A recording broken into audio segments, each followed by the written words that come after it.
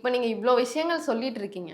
ஒரு பக்கம் பார்த்தா நம்ம ஃப்ரிட்ஜ் இந்த மாரி ரெகுலரா யூஸ் பண்ற இதுலயுமே பாத்திரத்துல இருந்து, இப்ப ஃப்ரிட்ஜ்ல இருந்து நம்ம யூஸ் பண்ற எல்லாத்துலயுமே வந்துட்டு கேன்சர் வாஷ் பண்ணுற வரும்ன்றீங்க. கெமிக்கல்லே இருக்குது. பாத்திரம் வாஷ் பண்ணுற ஆ. கெமிக்கல்ஸு, ரூம் ஸ்ப்ரே இன்னொரு எல்லாத்துலயுமே பக்கம் இருக்குது. வந்துட்டு நம்ம போடுற கிரீம்ஸ்ல இருந்து, லிப்ஸ்டிக்ல இருந்து எல்லாத்துலயுமே வந்துட்டு கேன்சர் வரும்ன்ற மாரியே சொல்றீங்க.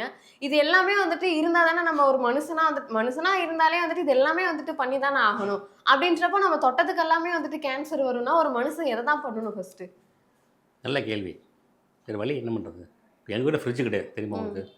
தெரியாது. உண்மையாவே. ஃப்ரிட்ஜ் நாங்க பேக் பண்ணி வச்சுட்டோம். 2 வருஷம் ம். ஆச்சு. மாறணும். மாத்தணும். இப்ப நாம மாறா வரைக்கும் மாத்த முடியாது. ம். நீங்க ஒரு டாக்டர்ட்ட போறீங்க. Yes sir. உங்களுக்கு ஒரு நோய், ஒரு உடம்பு முடியல. ம்.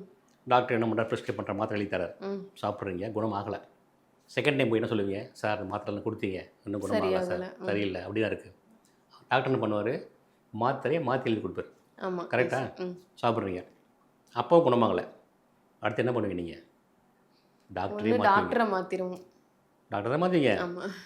நீங்க என்ன மாறினாலும் சரி, நீங்கள் மாறாத வரை நோய் குணமாகாது. நீ டாக்டரே மாத்த வேண்டாம், மாத்திரையே மாத்த வேண்டாம். நீங்க முதல்ல மாறணும். ஸோ அதே மாரி நாம ஃபர்ஸ்ட்டு மாறணும். ம். நாம மாறாத வரை குணமாக முடியாது. எவ்வளோ ஆர்கானிக் ஐட்டம் நெறைய கிடைக்குது. பேஸ்ட்டா விளக்கணும்னு கிடையாது. வேப்பங்குச்சி இருக்குல்ல, எடுத்து ம். விளக்குங்க.